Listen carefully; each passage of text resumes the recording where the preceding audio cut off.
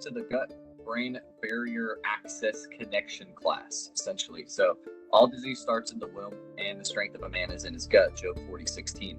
And so as long as we take a look at things from a biblical scientific perspective, because we're also looking at how the Greeks healed, and even the entire world up until the 1950s healed through healing the gut first before anything else. We know that the pharmaceuticals that they're using nowadays is part of the petroleum-based products that the entirety of Western medicine has been based on since the 1950s. And of course, since the 1950s, since we got away from using real salt as well, fake white iodized salt, since we've been using these petroleum-based products, we've seen more than 100% increase in the overall mortality rate. Mental health issues have increased more than 100% since the 1950s, since the textbooks have been changed from the Bilderbergers and the Rothschilds.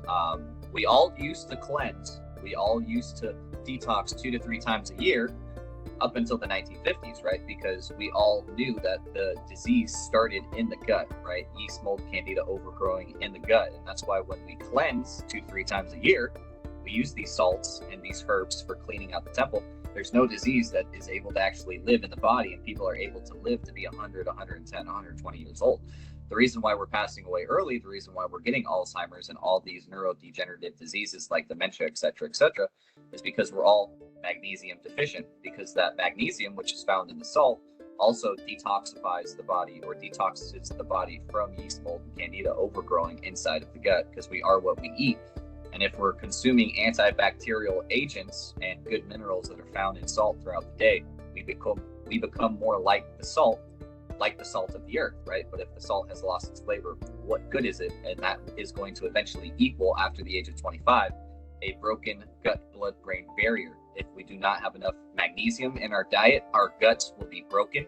90% of all serotonin gets released inside of the gut. So if the gut is not functioning properly, if the gut is clogged, then the mind is going to be clogged as well, because the gut equals the second brain, and it's the connection between the heavens, the shamayim, as they would say in the Hebrew, the top of the head, and the earth, which is represented by the stomach, the bowels, or our gut. And we know that all disease starts in the gut, and salt is the great neutralizer, and it's the great balancer that takes those two heavens, and it helps to combine the physical and the spiritual man into a state of balance.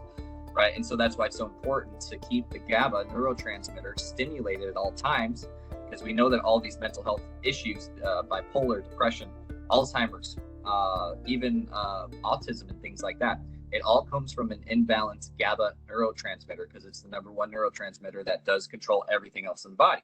So that's why it's so important to use the salt 5 to 10 times a day, 5 to 10 times a day, 5 to 10 grams throughout the day. Every 2 to 3 hours, sometimes more, we're going to want to take some of that salt. Right now, I have the black Hawaiian sea salt that's high in charcoal, and it's going to detoxify my body more than the organic sea salt. It's not going to be as mineral dense, but doing this is going to also help, on top of using all the other salts and using key limes.